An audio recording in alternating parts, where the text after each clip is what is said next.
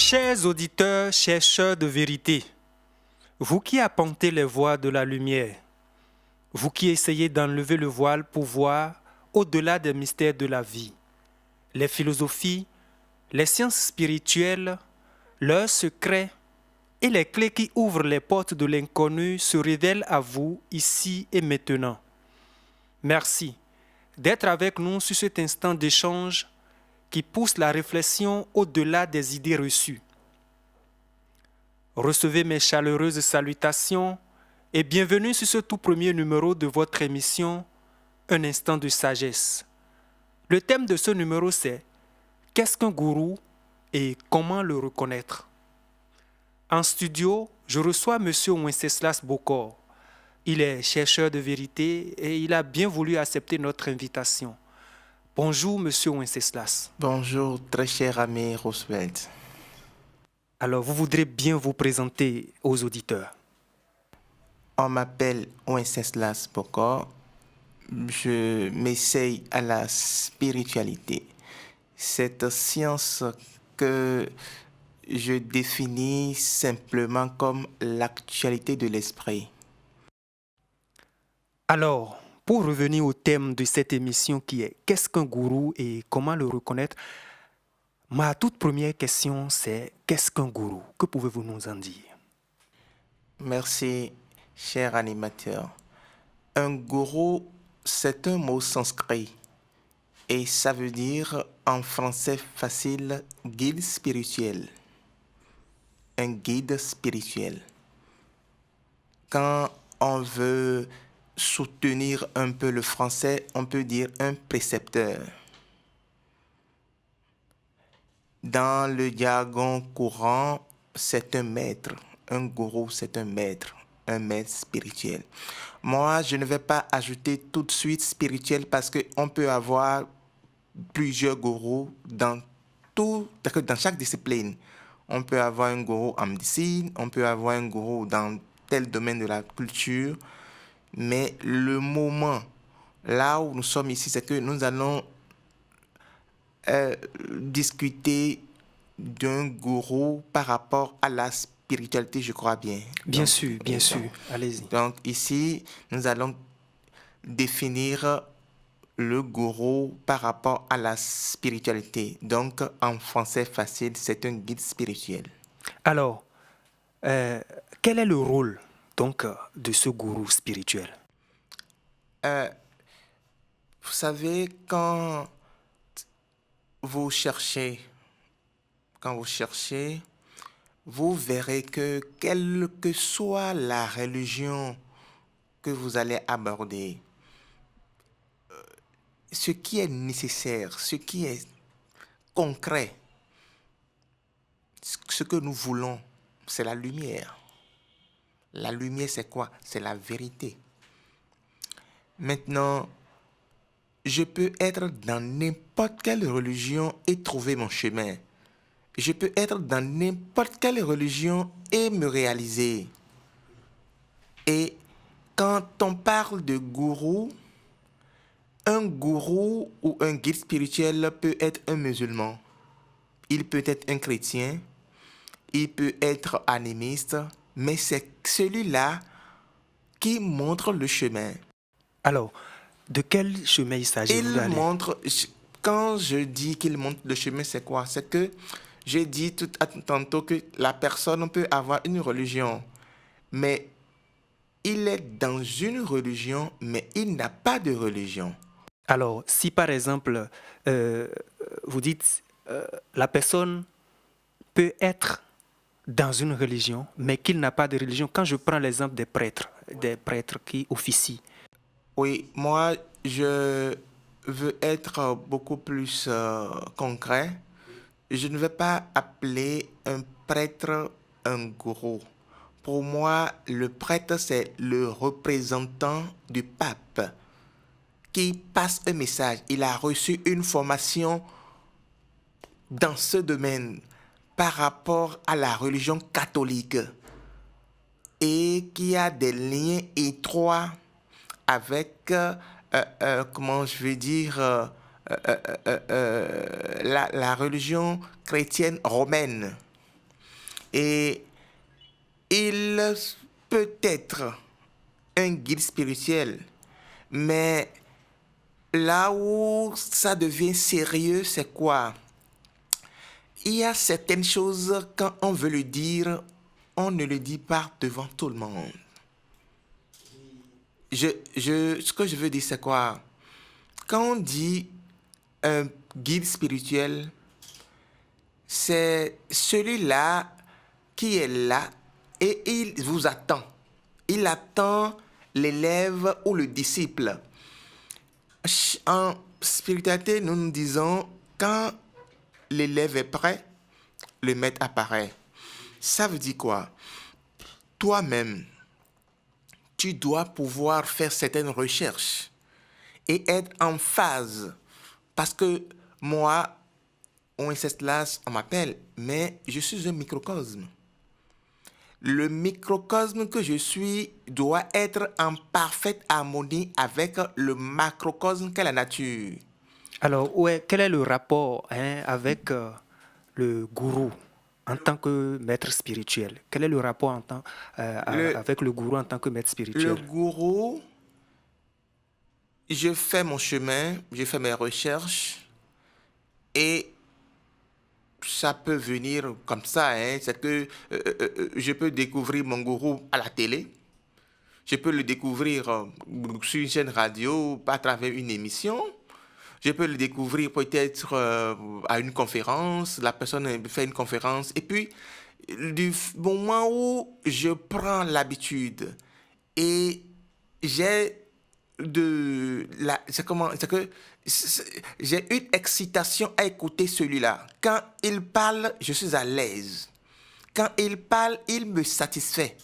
Alors, celui-là, c'est le gourou ou bien le guide spirituel? Celui-là, c'est déjà un guide spirituel. Un guide. Parce que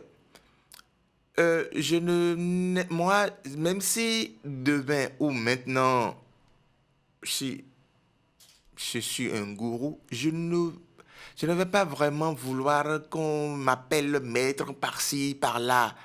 Parce que ça dénature un peu comment dire, la valeur du guide. Le guide, c'est quelqu'un de discret. Il travaille dans l'ombre.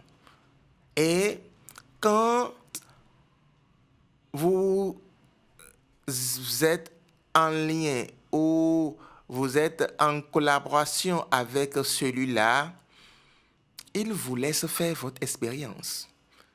Alors, Oui, il vous laisse faire votre expérience. il vous laisse faire Comment votre... intervient-il alors pour que vous Quand, réalisez? quand, quand, quand il te laisse faire ton expérience, vous discutez de l'action effectuée. Parce que l'action effectuée doit pouvoir donner une réaction. Et quand il y a des zones d'ombre dans cette expérience que tu as vécue, toi-même, spontanément, tu vas vouloir en parler avec quelqu'un qui a déjà fait ce chemin-là pour voir si l'expérience que j'ai faite, est-ce que c'est en harmonie ou bien est-ce que c'est en phase avec ce que l'autre a vécu. Parce que l'autre, même s'il n'a pas vécu exactement ce que tu as vécu, mais il a certainement vécu un truc similaire. Et du moment où il a vécu un truc similaire, il peut émettre des observations. Voilà. Et nous avions constaté, le constat sur le terrain est que dans la société actuelle, il y a beaucoup d'individus qui s'autoproclament canal de Dieu. Ils disent qu'ils ont la vérité et qu'il y a des conditions à remplir pour obtenir certaines grâces de Dieu, telles que la guérison. Ils disent avoir reçu l'Esprit Saint. et ils ont un vocabulaire calqué. Hein. Grâce à ça, ils hypnotisent leurs proches, leurs fidèles, ceux qui adhèrent à leur doctrine, tout ça. Que pensez-vous, vous, de votre côté, de ces maîtres-là? Ce n'est pas la faute à ceux-là. Je crois que c'est la faute de ceux-là qui cherchent, mais qui ne cherchent pas de manière rationnelle, de manière méthodique. Parce que je ne peux pas me donner corps et âme à quelqu'un qui dit qu'il guérit, qui... Mais ça, vous savez, l'homme est Dieu et fils de Dieu. L'homme est Dieu et fils de Dieu. En dehors de lui, point de Dieu. Je vais expliquer cette expression. Quand on dit l'homme est Dieu, ça voudra dire quoi? Ça voudra dire que l'homme est appelé à se réaliser, à vivre des expériences pour devenir Dieu. Le Christ même l'a dit. Vous pouvez faire ce que moi je fais et plus que ça. Parce qu'en notre temps, là où nous sommes dans ce studio, au moment où le Christ était là, il n'y avait pas ce genre de choses. Cela voudrait dire que nous avons beaucoup d'opportunités à faire plus que ce que eux ils ont fait dans le temps. Mais si moi-même, je ne travaille pas sur moi-même et que je veux que l'autre fasse tout, alors là, ça ne marche pas. Mais alors, qu'est-ce qui peut les pousser? Et quand ça se passe comme ça, oui. Cela voudra dire que l'autre peut te manipuler. Ça veut dire que tu mets ta vie dans sa main. Tu te donnes à lui. Et nous sommes des humains. Nous avons des limites. Et notre chair, quand on nous donne une parcelle de pouvoir, nous avons envie de la multiplier. Alors, référant à ces maîtres qui s'autoproclament canal de Dieu, qui en arrivent à se laisser adorer par leurs fidèles, hein, ceux-là comparés au réel maître, le maître révélé dont on parle, le maître révélé, est-ce que le maître révélé à lui, quant à lui, peut opérer des miracles tels que guérir le foie, faire de la chirurgie, arriver à faire des miracles, des maladies jugées incurables par la science, par exemple? Est-ce que les maîtres révélés réels peuvent arriver à ce niveau? Bien sûr. Et quand on parle de maîtres révélés, nous sommes à la base des maîtres, nous aussi. Mais le bon Dieu, le macrocosme veut que nous nous réalisons, que nous prenions conscience de ce pouvoir-là qui sommeille en nous. Mais quand on parle de maître spirituel, quand on parle de gourou, c'est qu'il serait très bien que nous écoutons notre maître intérieur. Le maître intérieur ne peut pas te manipuler. Quand tu es assisté, le maître, il est là avec toi. Il parle. Quand tu es ignorant, tu peux ne pas l'écouter. Mais celui qui est un peu plus attentionné, après un acte posé, il va dire « Ah, mais vraiment, quelque chose me disait de faire ci, mais je n'ai pas fait ça. » Le véritable maître pour moi est en nous, ce n'est pas ailleurs. Mais quand tu es en phase avec ce maître-là qui est en toi, le maître qui est à l'extérieur ne peut plus te manipuler. Parce que quand il te parle, toi-même tu viendras faire un lien entre ce qu'il t'a dit et ce que ton cœur te dit. Pour voir est-ce qu'il y a un lien. On parle de maladie. Pour moi, quand un corps est malade, c'est un corps qui est mal aidé. Un corps malade, pour moi, c'est un corps mal aidé. Nous n'avons pas besoin de tomber malade. Nous avons tout en nous pour nous guérir nous-mêmes. Je le dis de façon simple. Vous aviez tantôt dit que le véritable maître est en nous. Alors, il s'agit là d'un être invisible. Comment arriver à rentrer en contact avec celui-là et comment l'écouter? J'ai dit tout à l'heure qu'un corps malade est un corps mal aidé. Je veux dire quoi? Cela voudra dire que nous ne sommes pas que corps. Nous sommes âme et corps. Mais l'âme qui est en nous est immortelle. C'est la parcelle divine qui est en nous. C'est lui qui nous parle. En fait, nous devons essayer d'être en étroite lien, en étroite collaboration avec lui. En fait, l'âme, quand tu te réveilles à lui, quand tu te donnes à lui, il t'assiste constamment. Et là, il devient omniprésent. Alors, quel lien ou bien quelle différence on peut faire entre ces maîtres autoproclamés, ces maîtres qu'on voit, ces maîtres physiques et l'entité spirituelle en nous dont vous venez de parler? Quelle est la différence et comment on peut établir les liens? Il est bien vrai que à l'extérieur, il y a des gens qui donnent de bons enseignements. Il y a des gens qui donnent des enseignements en partie vrais, d'autres limités, d'autres qui ne sont pas vérifiés. Mais du moment où des ignorants, des gens qui ne savent pas ce que eux-mêmes ils sont. Parce qu'en fait, la base est là. Hein. Je suis né, je suis quoi? Moi, je suis une âme. Moi, je suis une âme. Moi, je ne suis pas un corps. Je suis une âme. Et l'âme que je suis habite dans un corps. Ce corps que j'ai aujourd'hui, c'est comme une chemise. Dès que l'âme sera fatiguée de ce corps, elle va rejeter ce corps et va prendre un autre corps. Et quand toi-même tu réalises ça, mais tu sauras que le seul travail que tu dois faire pour être en phase, c'est d'être en éveil avec ton âme, le suivre et le protéger, discuter avec lui. Et puis, en fait, je dis, je peux être chrétien catholique. Ce n'est pas parce que je suis chrétien catholique que je ne peux qu'aller à l'église pour prier. Je peux prier dans ma chambre, n'importe où, même sur une table d'ordure. Alors, on parle souvent du Satguru, hein, un être qui apparaît lorsque l'initié est en phase de réaliser son cheminement spirituel. Est-ce que c'est de lui que vous parlez, celui dont fait référence beaucoup d'ouvrages? Est-ce que c'est de lui que vous parlez lorsque vous parlez de maître invisible? Le maître, je le dis, hein, le maître peut être visible ou invisible. Maintenant, c'est son degré de conscience. C'est le degré de conscience que tu as qui te permettra de discuter avec ton maître intérieur. Et là, tu n'auras pas besoin d'un maître, un maître visible. Parce que le maître visible, toi-même, tu n'es pas sûr si tout ce qui te donnera comme enseignement est vrai.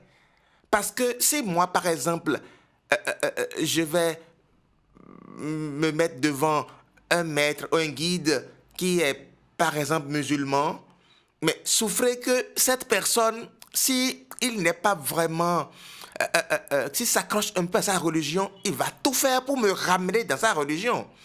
Alors que normalement, si celui-là est un maître, il me laisse dans ma religion, mais il me donne les béabas dont j'ai besoin pour réveiller l'âme en moi ou le maître en moi qui va beaucoup plus m'aider à me réaliser. Alors, revenons à vous. Selon votre expérience, est-ce que vous aviez déjà eu à rencontrer ce fameux maître? J'ai eu sur mon chemin des guides, des gens. Racontez-nous l'expérience, comment vous avez rencontré votre maître intérieur, par exemple. Oui, avant de rencontrer mon maître intérieur, mais déjà, je vais vous dire quelque chose. Depuis que moi, j'étais très jeune, je dis certaines choses moi-même. Je le dis comme ça, sans savoir comment ça va se passer. Je dis ça là, ça va se passer. Ça là, ça va se passer. Je ne sais pas vraiment quand, mais ça va se passer. Mais au fur et à mesure que je grandis, je comprends et je réalise que ça se réalise. Vous voyez? Et je me suis mis juste derrière quelque chose qu'on appelle l'intuition. Vous voyez, je me dis que oui, j'ai une intuition très poussée, très développée. Mais qu'est-ce que j'ai compris finalement? C'est au cours d'une émission, j'ai commencé par suivre l'émission en l'an 2000 sur une chaîne de radio de la place. J'étais là et l'émission passe. Et à la fin, celui qui donne l'enseignement donne encore les autres jours où on peut capter l'émission. Et je commence par être très assidu à cette émission. C'est comme si je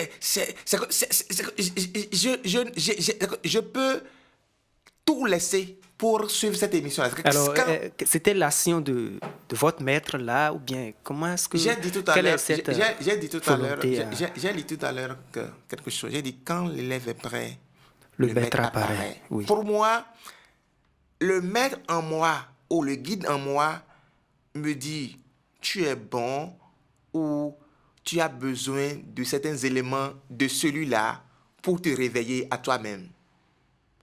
Et quand j'ai commencé, j'ai suivi ces émissions et après des conférences et tout, et j'ai glané pas mal de choses. Mais quand j'ai fait 10 ans, en 2010, je me suis dit, tiens, tout ce que j'ai reçu comme bagage, est-ce que ce n'est pas le moment maintenant pour moi de suivre mon chemin sans passer par quelqu'un? C'est que je suis mon chemin intérieurement. J'ai déjà les b.a.-ba pour faire des techniques, pour méditer, des trucs simples, la respiration profonde, un certain nombre de choses. Et je me remets à mon âme. J'ai dit, guide-moi. Parce que l'âme, c'est là où la lumière est. L'âme, c'est là où la lumière est. Moi, je suis une âme, mais c'est que je vis dans un corps. Et ce corps, du moment où ce corps est encore dans le monde physique, je suis limité de faire certaines choses. Et là, je dois faire un travail. Pas nécessairement un travail de fouille, mais c'est que de manière simple, même dans la pratique, même dans mes comportements. Il n'y a pas à se forcer pour se réaliser. C'est que tu sais, si ceci n'est pas à toi, ne prends pas. C'est un truc naturel.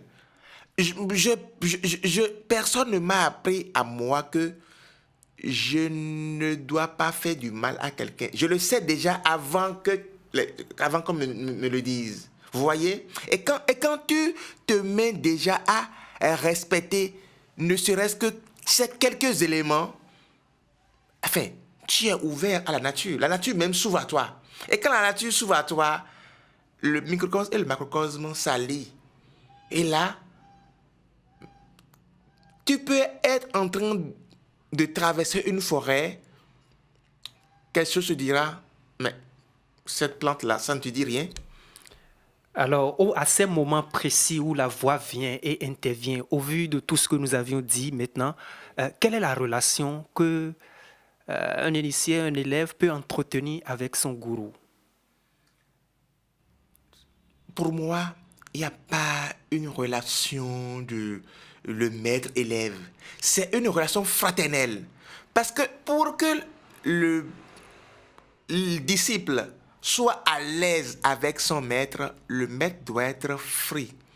Et laisser le disciple poser toutes les questions, dire tout ce qu'il veut, même des bêtises, et dit oui, c'est comme ça on fait, oui, bon, moi-même j'ai pris par là et tout. Et là, la personne est libre et puis se donne à fond pour rapidement apprendre. Bien.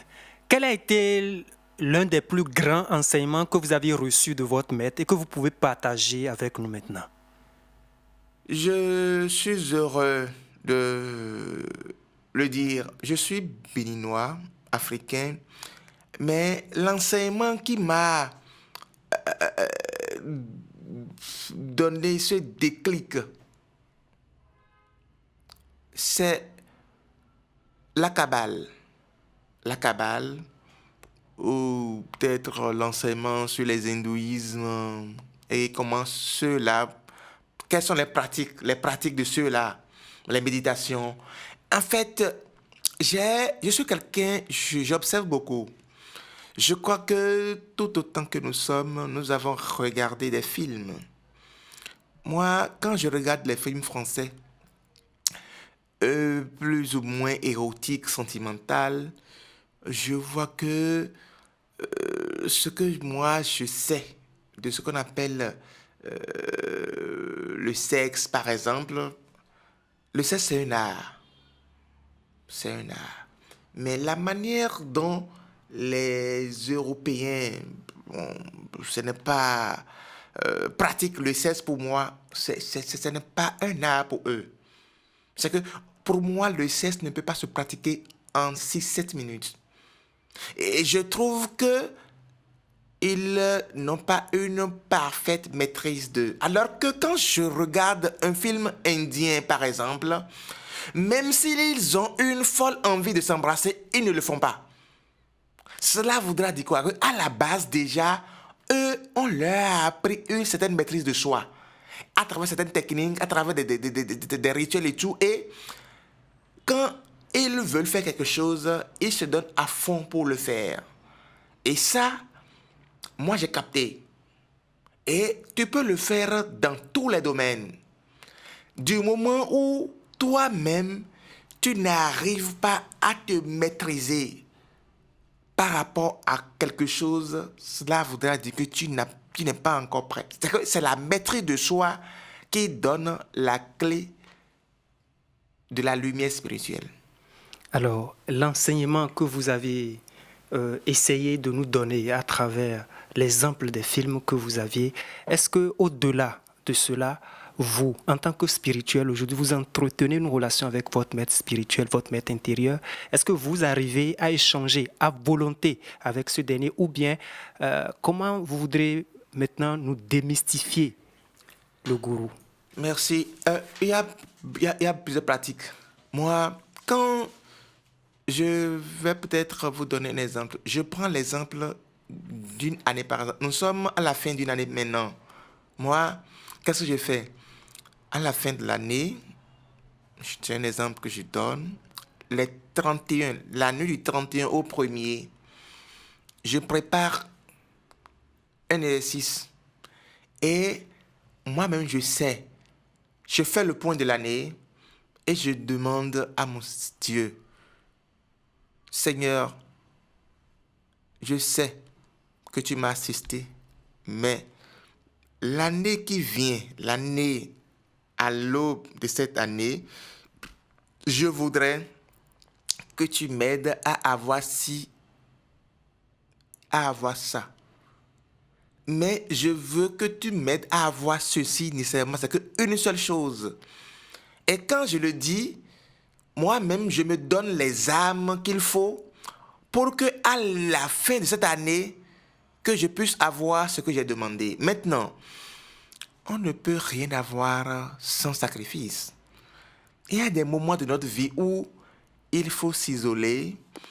Ça peut être une journée. Tu peux manger du matin jusqu'au soir, mais en ayant l'idée sur ce qu'on appelle la méditation. En ayant l'idée, par exemple, sur quelque chose que tu chantes. Tu peux chanter, par exemple, un autre père toute la journée. L'autre peut le faire sans rien manger. L'autre peut le faire en prenant seulement du fruit. L'autre peut le faire en 3 jours sans rien manger, en buvant seulement de l'eau. C'est que chacun a son canal, mais c'est toi-même qui vas étudier ton corps pour dire que moi maintenant, est-ce que je peux rester à jeun pendant une journée ou bien pendant une demi-journée? Parce qu'à ce moment-là, tu es plus léger et tu es beaucoup plus en harmonie avec la nature. Parce que avant de demander quelque chose, on dit il faut se purifier. Vous voyez, quand les musulmans, ce que les musulmans font, ils lavent les mains, ils lavent le visage et tout. C'est que pour eux, c'est la manière de se purifier. Mais nous, chrétiens, nous qui sommes de notre religion, quel est le moment que nous avons pour nous purifier? Quel est le moment que nous avons choisi pour être plus proches de Dieu? Ce sont les moments de jeûne. Il y a des gens,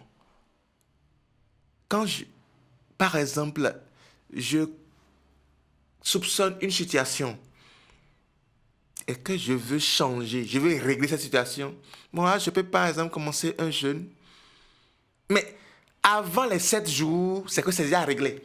Alors, on aura... C'est quelque chose que je ne peux pas expliquer, mais c'est comme ça.